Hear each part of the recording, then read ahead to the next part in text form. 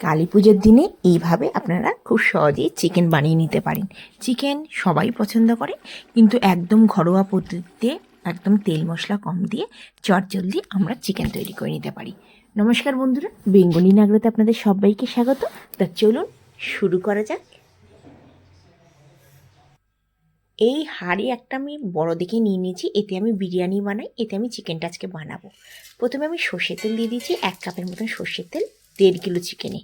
আর এতে সমস্ত গরম মশলা দিলাম, এলাচ, জিরা, তেজপাতা, শুকনো লঙ্কা, লবঙ্গ, গোলমরিচ সব কিছু দিয়ে একটুখানি 1 থেকে 2 মিনিট সুন্দর গন্ধ আসার পর আমি মোটামুটি এখানে 5খানা পেঁয়াজ বড় সাইজের কেটে নিয়েছি। 1.5 কিলো চিকেনে কুচিয়ে নিয়েছি। অবশ্যই এই রান্নাটা পেঁয়াজ কুচিয়ে দেবেন, খেতে কিন্তু খুব ভালো হবে। আর আপনারা চাইলে পেঁয়াজটা পিষেও মিক্সিতে পিষেও দিতে পারেন, কিন্তু পেঁয়াজ পিষে দিলে সেইটা পেঁয়াজ পেস্ট করে দিলে সেটা অনেক সময় জল বেরিয়ে যাবে, তাই জন্য পেঁয়াজ কুচিয়ে দিলে খুব ভালো হবে।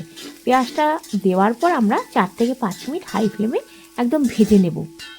তাতে কী হবে, একটু পেঁয়াজটা লাল হয়ে যাবে, কাঁচা ভাবটা চলে যাবে। আর এদিকে আমি আদা পেস্ট করে রেখেছি, রসুন পেস্ট করে রেখেছি। এতক্ষণ আমি দেবো না, আমি এটা ফ্রিজে রেখে দিই। মোটামুটি 2 চামচের মতন আমি আদা পেস্ট দেবো, তখন পেঁয়াজটা একদম লাল হয়ে গেছে। 2 চামচ আমি আদা পেস্ট দিয়ে, আর রসুনটা একটু বেশি দেবো। প্রথমে আদা পেস্টটা দিয়ে দিই, আর এদিকে আমি 3 চামচের মতন রসুন পেস্ট দেবো। আমি রসুনটা একটু বেশি দেবো। আচ্ছা, এই চিকেনটা কিন্তু খুব চটজলদি তৈরি হয়ে যায়, আর এইভাবে বানিয়ে দেখবেন ভীষণ ভালো লাগবে খেতে। একটু গ্রেভি গ্রেভি হবে, কষা কষা টাইপের। এমন পেঁয়াজটা কিন্তু 4-5 মিনিট একদম ফ্রাই করে লাল হয়ে যাওয়ার পর, কাঁচা ভাব চলে যাওয়ার পর, তখন আমি আদা পেস্ট দিলাম 2 চামচ, আর রসুন পেস্ট দিলাম 3 চামচ। আদা আর রসুনটা দিয়ে আমার গ্যাসের ফ্লেমটা মিডিয়াম করে দিয়েছি। 1 মিনিট থেকে 2 মিনিট আমি একটু নাড়াচাড়া করে নেবো, যাতে পেঁয়াজ আপনার আদা রসুনের কাঁচা ভাবটা যাতে চলে যায়। এদিকে আমি বড় 2টো টমেটো আর কাঁচা লঙ্কা, 7-8খানা কাঁচা লঙ্কা মিক্সিতে পেস্ট করে নিয়েছি। আপনারা চাইলে কুচিও দিতে পারেন। তো টমেটো পেস্ট আদা রসুনটা দেওয়ার 1 মিনিট পর আমি টমেটো পেস্টটা দিয়ে দেবো, কাঁচা লঙ্কা টমেটো পেস্টটা দিয়ে নাড়াচাড়া করে নেবো 1 মিনিট।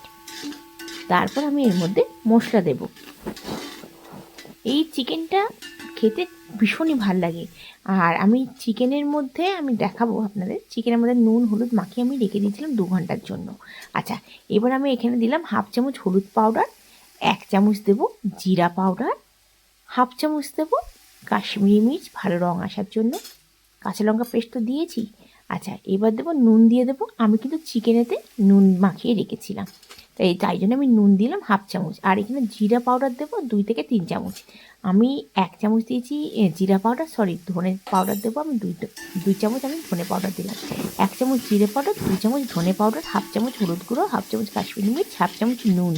আর যেহেতু আমি মাংসটা নুন হলুদ মাখিয়ে রেখেছি, ওই জন্য 1/2 চামচ দিলাম। আপনারা যদি মাংসটা ডাইরেক্ট দেন, তাহলে আপনারা নুনটা আপনাদের হিসাবে দেবেন। আচ্ছা, আমি কিন্তু গ্যাসের ফ্লেমটা লো রেখে দিয়েছি। এবার মশলাটা দিয়ে ভালো করে একটু নেড়েচেড়ে ভেজে নেব। গ্যাসের ফ্লেমটা হাই করলে কিন্তু পুড়ে যাবে মশলাটা। আচ্ছা, এদিকে দেখুন 1.5 কিলো চিকেন আছে। এখানে আমি নুন হলুদ টক দই মাখিয়ে রেখে দিয়েছিলাম।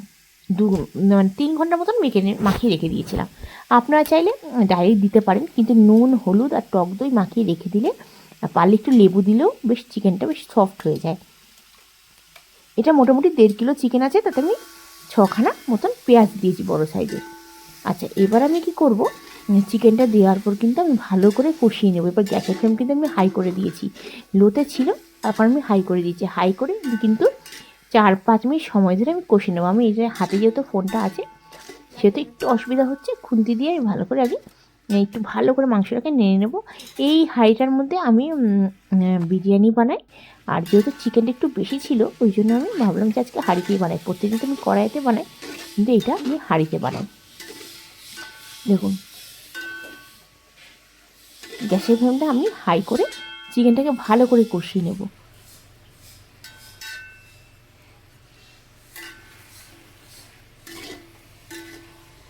এই চিকেনটা একবার বানিয়ে দেবেন, রুটি পরোটা সাদা ভাতের সঙ্গে ভীষণ ভালো লাগবে এই চিকেনটা।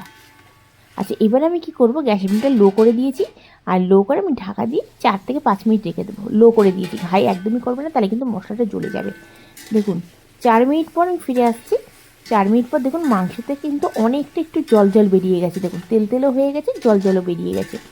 যেহেতু পেঁয়াজ ছিল, সমস্ত মশলা ছিল, নুন ছিল, আর এর আগে আমি মাংসতে দই দিয়েছিলাম, সব কিছু দিয়ে একদম একটু কষে নিলাম। 4 মিনিট আমি গ্যাসের ফ্লেমটা লো করে ঢাকা দিয়ে রেখে দিয়েছিলাম। আর একটু মানে 2 থেকে 3 মিনিট আবার আমি ঢাকা দিয়ে রেখে দেবো, যাতে ভালো করে আবার মশলাটা কষে যায়। একটুখানি ভালো প্রথমে আগে নেড়ে ছেড়ে নেবো। আচ্ছা, এদিকে আমি কি করেছি, গ্যাসেতে একটা বাটির মধ্যে, দেখুন যেই বাটিটার মধ্যে মাংসটা রেখেছিলাম মাখিয়ে 3 ঘন্টার জন্য, সেইটার মধ্যেই জল দিয়ে দিয়েছিলাম। 1.5 গ্লাসের মতন জল দিয়ে আমি সেটাতে গ্যাসে বসিয়ে দিয়েছি। আমি এই মাংসটায় গরম জল ইউজ করব, অবশ্যই গরম জল ইউজ করবে। এই মাংসটা খেতে দারুণ লাগে, মানে একদম চটপট মানে তৈরি হয়ে যায়, বেশিক্ষণ সময় লাগে না, 45 মিনিটের মধ্যে তৈরি হয়ে যায় মাংসটা। খেতে কিন্তু দারুণ লাগে। আচ্ছা, গ্রেভিটা কিন্তু আপনারা বুঝে দেবেন, আমি কিন্তু একটু ঝোল করছি। পুরো গরম জলটা দিয়ে দিলাম, দিয়ে ভালো করে খুন্তি দিয়ে মাংসটা নেড়ে চেড়ে নেবো। নেড়ে চেড়ে নিয়ে ঢাকা দিয়ে 10 মিনিটের জন্য লো ফ্লেমে রেখে দেবো। আপনাদের যদি আজকের এই মাংসের রেসিপিটা ভালো লেগে থাকে, অবশ্যই লাইক করবেন, বন্ধুবান্ধবের কাছে শেয়ার করবেন আমার চ্যানেলটিকে। আমার চ্যানেলকে এখনও পর্যন্ত সাবস্ক্রাইব না করে থাকেন, অবশ্যই সাবস্ক্রাইব করার অনুরোধ রইল। দেখুন আমি জল দিয়ে দিয়েছি, এবার আমি ঢাকা দিয়ে 10 মিনিটের জন্য লো ফ্লেমে রেখে দেবো। হাই ফ্লেম করবো না, যাতে একটু মাংসটা সেদ্ধ হয়ে যায়। আচ্ছা, 10 মিনিট পর ফিরে আসছি।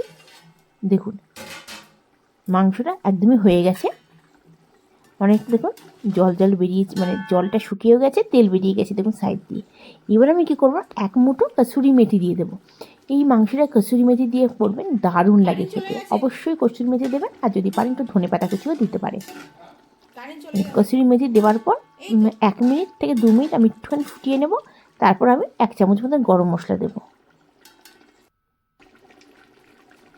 এবার আমি দিয়ে দেবো 1 চামচের মতন গরম মশলা। আপনারা কসুরি মেথি দিয়ে তারপরে ধনে পাতা দিয়ে দিতে পারেন। 1 চামচ গরম মশলা দিলাম, গরম মশলা দিয়ে আমি 1 মিনিট একটু ফুটিয়ে নেব। আমাদের একদম চটপট তৈরি হয়ে গেল চিকেন রেসিপি। এই চিকেনটা সাদা ভাত, রুটি, পরোটা, ফ্রাইড রাইস যে কোনো কিছুর সাথে ভালো লাগবে। এটা আমি ঢাকা দিয়ে রেখে দিলে একটুখানি জলটা কমে যাবে, মানে ঝোলটা একটু কমে যাবে, মনে হচ্ছে একটু গ্রেভি, কিন্তু বেশি গ্রেভি নয়। দেখুন আমি গ্যাসের ফ্লেম বন্ধ করে দিয়েছিলাম, আর 1 ঘন্টার জন্য আমি ঢাকা দিয়ে রেখে দিয়েছিলাম। দেখুন কতখানি সুন্দর লাগছে, তখন মনে হচ্ছিলো ঝোল, কিন্তু অনেকটাই ঝোল টেনে নিয়েছে। আশা করি আজকে এই সহজ পদ্ধতিতে চিকেন রেসিপিটা আপনাদের কাছে ভালো লাগবে। যদি ভালো লাগে অবশ্যই নিজেরা এই পদ্ধতিতে ঘরে বানাবেন, বানিয়ে কমেন্টসে জানাবেন ভালো লেগেছে কিনা। আশা করি আজকের এই চিকেন রেসিপিটা আপনাদের ভীষণই ভালো লাগবে। যদি ভালো লেগে থাকে অবশ্যই আমার চ্যানেলকে সাবস্ক্রাইব করার অনুরোধ রইল।